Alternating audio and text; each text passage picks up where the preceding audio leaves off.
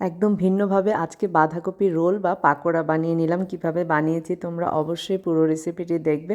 খেতে কিন্তু ভীষণ দারুণ লাগে, বিকেলে চায়ের সাথে, ভাতের সাথে, পোলাওয়ের সাথে খুবই ভালো লাগে। তো সেই জন্য প্রথমেই আমি বড় বড় করে বাঁধাকপির কয়েকটা পাতা নিয়ে ফুটন্ত জলে কিছুটা লবণ দিয়ে একটু ভাপিয়ে নিব। খুব বেশি ভাপানো যাবে না, খুব বেশি ভাপালে এটা নরম হয়ে যাবে। তো নামিয়ে জলটা ঝরিয়ে নিলাম। এবার বাটার দিয়ে কড়াইতে একটু রসুন কুচি আর কাঁচামরিচ কুচি, একটু গ্রেট করে আদা, পেঁয়াজ কুচি আর কিছুটা মাংসের টুকরো দিয়ে দিলাম।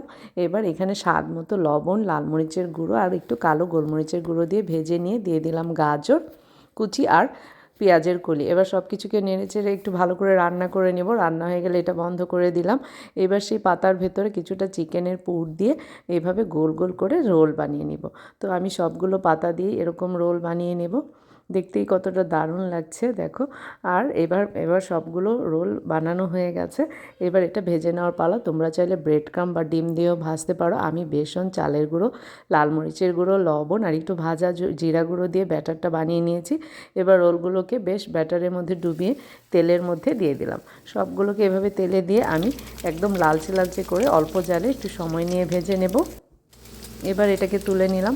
খুব লালচে করে আমি ভেজে নিয়েছি। খেতে ভীষণ ক্রিস্পি আর দারুণ লেগেছিল।